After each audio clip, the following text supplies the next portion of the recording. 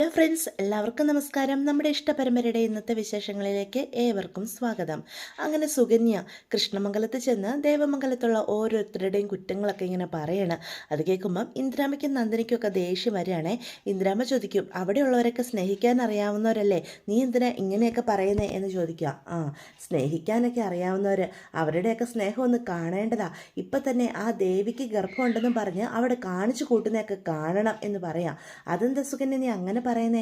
ഈ സമയം ദേവിക്ക് നല്ല പരിചരണമൊക്കെ വേണം, അതുകൊണ്ടാണ് അവരൊക്കെ അവളെ നന്നായിട്ട് നോക്കുന്നേ എന്ന് ഇന്ദ്രമ്മ പറയും.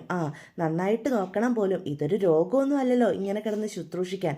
ദേവിക്ക് ആരോഗ്യ പ്രശ്നങ്ങളൊന്നും ഇല്ലതാനും. എന്തെങ്കിലും ചെയ്യട്ടെ, അവിടെ ഒരു 5 മണിക്കൂർ ഇരുന്ന് കഴിഞ്ഞാൽ എനിക്ക് തലയ്ക്ക് ഭ്രാന്ത് പിടിക്കും.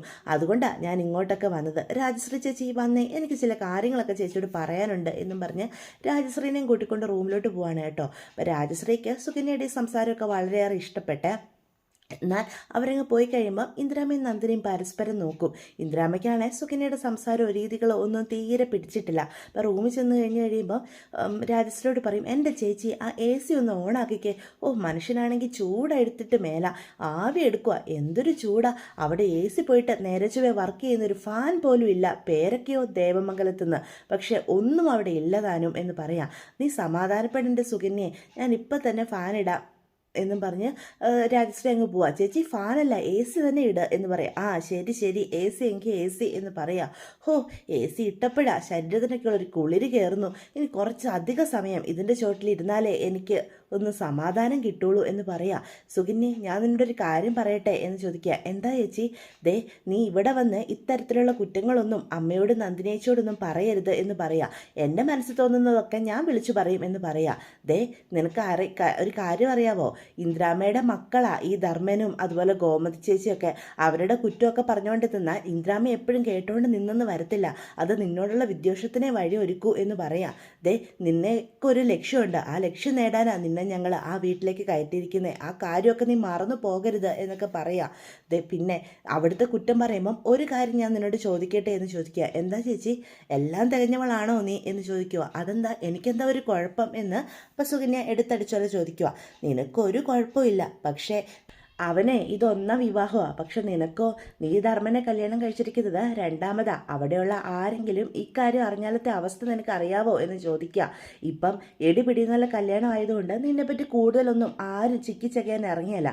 പക്ഷെ നീ അവിടെ ഓരോന്നും വരുത്തി കൂട്ടിക്കഴിഞ്ഞാൽ ബാലനും ഗാനും ഇതിനെതിരെ അന്വേഷിച്ചിറങ്ങിക്കഴിഞ്ഞാൽ നിൻ്റെ എല്ലാ പാസ്റ്റും അവർക്ക് കണ്ടെത്താൻ കഴിയും. പിന്നെ നിൻ്റെ അവസ്ഥയെപ്പറ്റി നീ ചിന്തിച്ചിട്ടുണ്ടോ? നിൻ്റെ മാത്രമല്ല ഞങ്ങളുടെ എന്ന് രാജശ്രീ പറയാം. അതുകൊണ്ട് നീ കുറച്ച് സമാധാനത്തോടെ ഒക്കെ നിൽക്കണം. അതുമാത്രമല്ല, ധർമ്മൻ്റെയും ബാലൻ്റെയും ഗോമതിയുടെയൊക്കെ കുറ്റങ്ങൾ ഇവിടെ വന്ന് പറയാനും പാടില്ല. എന്നോട് നീ എന്തു വേണേലും പറഞ്ഞോ, അവരൊന്നും നന്നാവണമെന്ന് എനിക്കൊട്ടില്ലതാനോ. പക്ഷെ നിൻ്റെ നിലനിൽപ്പിന് ദോഷം വരുന്ന രീതിയിൽ നീ ഒന്നും ചെയ്യാൻ പാടില്ല എന്നൊക്കെ പറയാം. ശരി ചേച്ചി.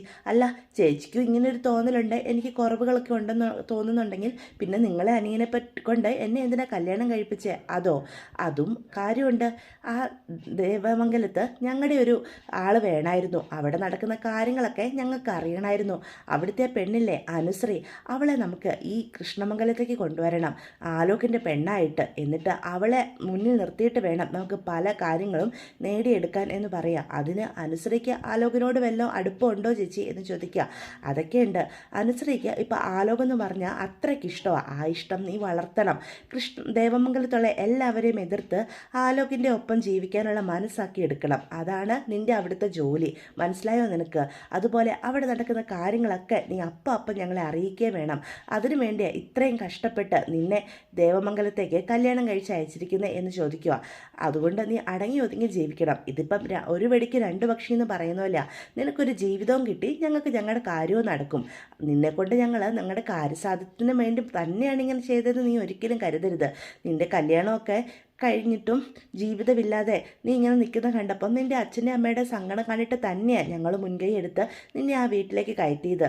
അവിടെ നിനക്ക് സമാധാനത്തോടെ ജീവിക്കാനും പറ്റും. ധർമ്മനും ഒരു പാവമാണ്, അത് നിനക്ക് ഇപ്പം തന്നെ മനസ്സിലായിട്ടില്ലേ എന്നൊക്കെ ചോദിക്കുകയാണേ. അതേസമയം ദേവമംഗലത്താണെങ്കിൽ നമ്മുടെ മിത്ര ഇരുന്ന് പഠിച്ചുകൊണ്ടിരിക്കുക. അപ്പോൾ അവിടേക്ക് ആഹാരമൊക്കെ ഉണ്ടാക്കിക്കൊണ്ട് ഗോമതി വന്ന് ടേബിളിൽ കൊണ്ടുവെക്കും. ഇതെന്താ അപ്പച്ചി, ഉച്ചയായോ, ആഹാരം കഴിക്കാറായോ എന്ന് ചോദിക്കുക. ഏയ്, ഇത് രാവിലത്തെ ബ്രേക്ക്ഫാസ്റ്റ് കൂട്ടി മിച്ചം വരുന്നതാ, ഞാനതൊക്കെ ചൂടാക്കി എടുത്തുകൊണ്ട് വന്നതാ. സുകന്യയും ധർമ്മനും വന്നിട്ട് ഒന്നും കഴിച്ചില്ലല്ലോ, അവർക്ക് വിശക്കുന്നുണ്ടായിരിക്കും, നീ അവരെ വിളിക്ക്, സുകന്യെ ആദ്യം വിളിക്ക് എന്ന് പറയുകയാണെ. അതിന് സുകന്യേച്ചി ഇവിടെ ഇല്ലല്ലോ. ഇവിടെ ഇല്ലെന്നോ? അവർ രണ്ടുപേരുടെ റൂമിലോട്ട് പോയതല്ലേ, ഇപ്പം ഇറങ്ങി വരും. ഇല്ല അപ്പച്ചി, സുകന്യേച്ചി ഇവിടെ ഇല്ല. ദേ, അവളെ നീ കണ്ടില്ലല്ലോ, കാണാതെ ഇങ്ങനൊന്നും പറയരുത്, നീ മുറിയിൽ പോയി വിളിക്കുക എന്ന് പറയാ.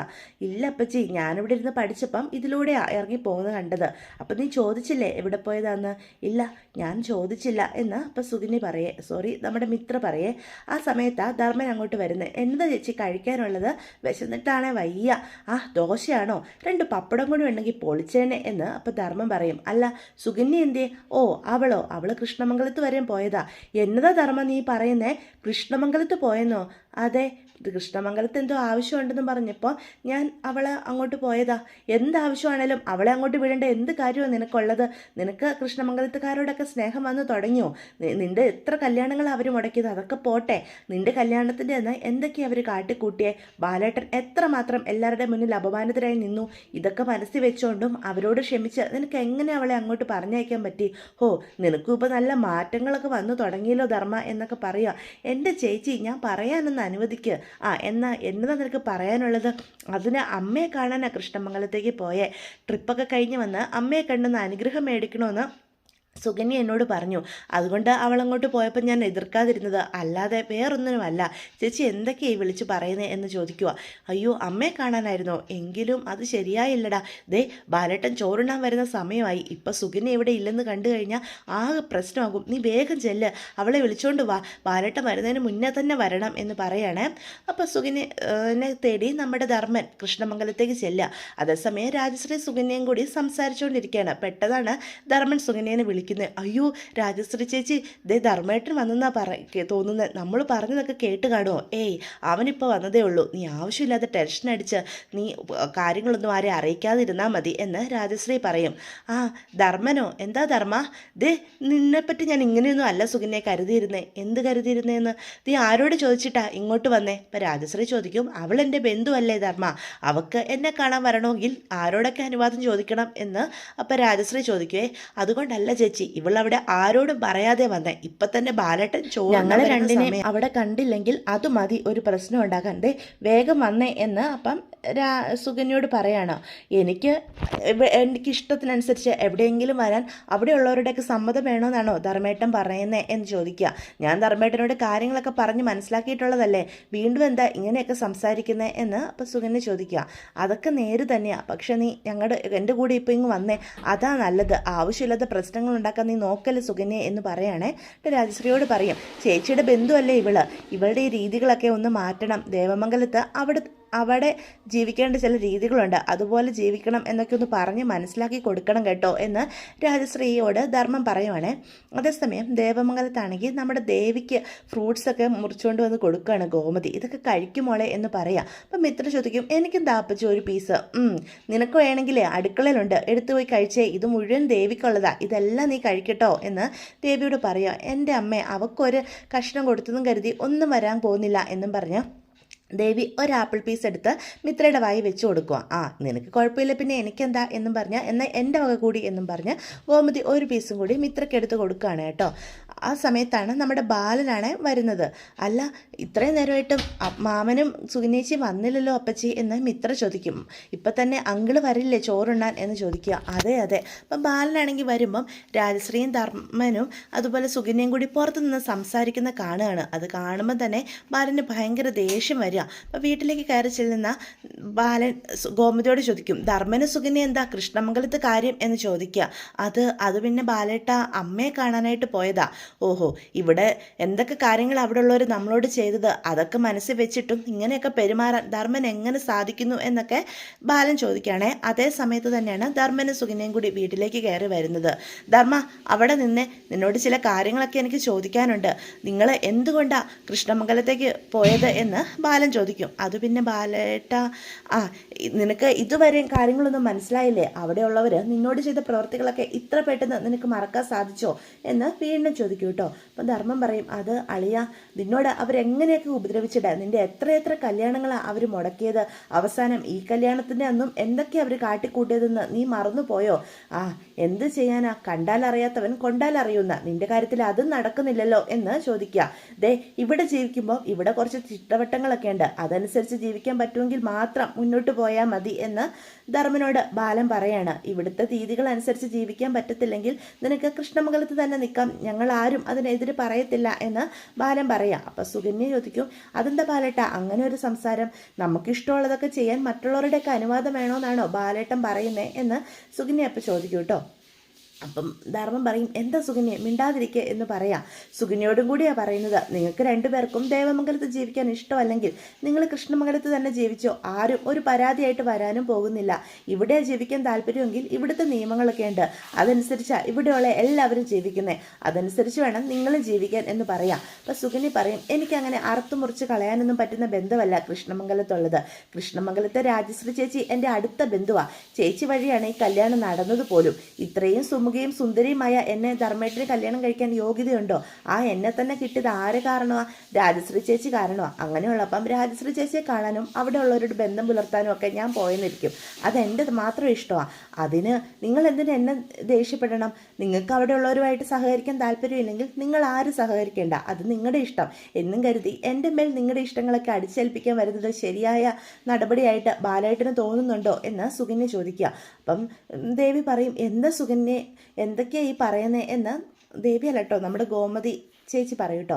അപ്പോൾ ചേച്ചി ഒന്നും സംസാരിക്കണ്ട, ഞാൻ ബാലേട്ടനോടല്ലേ പറയുന്നത് എന്ന് ഗോമതിയുടെ വായ അടുപ്പിക്കും കേട്ടോ സുകന്യ. അപ്പം ധർമ്മനും പറയും, നീ മിണ്ടാതിരിക്കും സുകന്യ എന്ന് പറയാം, ഞാൻ പറയാനുള്ളത് പറഞ്ഞു. ഞാൻ ഇനിയും അവിടെ പോവുകയും അവരുമായിട്ട് സഹകരിക്കുകയും ഒക്കെ ചെയ്യും, അതെൻ്റെ മാത്രം ഇഷ്ടമാണ്. അതിന് ഇഷ്ടക്കേടുള്ളവരൊക്കെ അവിടേക്ക് പോവേണ്ട, അവരുമായിട്ട് സഹകരിക്കേണ്ട, പക്ഷേ എൻ്റെ കാര്യത്തിൽ ഇടപെടാൻ ആരും വരാത്തതാണ് നല്ലത് എന്നും പറഞ്ഞ് സുകന്യ അകത്തേക്ക് കയറി പോകട്ടോ. അപ്പോൾ ധർമ്മനാണെങ്കിൽ എന്ത് ചെയ്യണമെന്ന് അറിയത്തില്ല. അപ്പോൾ ധർമ്മനും സുകന്യൻ്റെ അടുത്തേക്ക് ഓടി ചെല്ലുക. സുകന്യ, നീ എന്ത് വർത്താനമൊക്കെ അളിയനോട് പറഞ്ഞത്? ഇവിടെ ആരും അളിയന് എതിരായിട്ട് ഒന്നും പ്രവർത്തിക്കാറില്ല, അളിയൻ്റെ രീതികൾക്കനുസരിച്ചാണ് ഈ വീട്ടിലുള്ള ഓരോരുത്തരും ജീവിക്കുന്നത്. ആ മനുഷ്യനെ വേദനിപ്പിച്ചിട്ട് ഇവിടെ സമാധാനത്തോടെ ജീവിക്കാൻ പറ്റുമെന്ന് നിനക്ക് തോന്നുന്നുണ്ടോ? അല്ലെങ്കിലും എൻ്റെ അച്ഛൻ്റെ സ്ഥാനത്തുള്ള മനുഷ്യനാ, ആ മനുഷ്യനോട് ഈ രീതിയിലൊക്കെ സംസാരിച്ചത് എനിക്ക് ഒട്ടും ഇഷ്ടപ്പെട്ടിട്ടില്ല എന്ന് സുകന്യയോട് ധർമ്മം പറയും. അപ്പോൾ സുകന്യ പറയും, എന്നോട് ഏത് രീതിയിലാണോ ഇടപെടുന്നത് ആ രീതിയിലായിരിക്കും ഞാനും. എന്നോട് സ്നേഹമാണേ തിരിച്ചും എനിക്ക് സ്നേഹമായിരിക്കും. എന്നോട് പോരുമായിട്ട് വന്നാൽ അതിൻ്റെ ഇരട്ടി പോരും ദേഷ്യം കാണിക്കാൻ ഈ സുകന്യയ്ക്കും അറിയാം. അല്ലാതെ ആരുടെ അടിമയായിട്ട് ജീവിക്കാനൊന്നും എന്നെ കിട്ടത്തില്ല. ഇപ്പം തന്നെ നമുക്കിടയിൽ ഇങ്ങനെ പ്രശ്നങ്ങളാണെങ്കിൽ ഞാൻ ഇവിടെ നിന്ന് പോയേക്കാം, ധർമ്മേട്ടൻ പഴയതുപോലെ തന്നെ ജീവിച്ചോ എന്നും പറഞ്ഞ് സുകന്യ തൻ്റെ ഡ്രസ്സുകളൊക്കെ എടുത്ത് പാക്ക് ചെയ്ത് വീട്ടിലേക്ക് പോകാനായിട്ട് തുടങ്ങാം. ഇതാ നിൻ്റെ കുഴപ്പം, എന്തേലും പറഞ്ഞു വരുമ്പോഴേ എന്നെ അങ്ങ് അടിച്ചിരുത്തി കളയും, പിന്നെ എനിക്കൊന്നും പറയാനും പറ്റില്ലല്ലോ. നിന്നെ തോന്നിയ പോലെ നടക്കുകയും ചെയ്യാം. നീ ഇപ്പം തന്നെ കാര്യം പറഞ്ഞപ്പോൾ നീ എന്താ ചെയ്യുന്നത്? വീട്ടിലേക്ക് പിണങ്ങി പോകാൻ തുടങ്ങുന്നു. ഞാൻ പിണങ്ങി പോകുന്നൊന്നുമല്ല, ഇങ്ങനെ മുന്നോട്ട് പോകുന്നെങ്കിൽ നമുക്കിവിടെ സമാധാനത്തോടെ ജീവിക്കാൻ പറ്റത്തില്ല. അപ്പം പിന്നെ നമ്മൾ തമ്മിൽ വീണ്ടും പ്രശ്നമാകും. അതിലും ഭേദം ഞാൻ ഇവിടുന്ന് പോകുന്നത് തന്നെയാണ് എന്ന് സുകന്യ വീണ്ടും പറയാം. അപ്പോൾ എന്ത് ചെയ്യണമെന്നറിയാതെ നമ്മുടെ ധർമ്മൻ ആകെ ആശയക്കുഴപ്പത്തിലാവുകയാണ് കേട്ടോ. ഇതോടുകൂടി ഇന്നത്തെ എപ്പിസോഡ് അവസാനിക്കുകയാണ്. അപ്പോൾ ഇതൊക്കെയാണ് വിശേഷങ്ങൾ. വീഡിയോ ഇഷ്ടപ്പെട്ടുവെങ്കിൽ ചാനൽ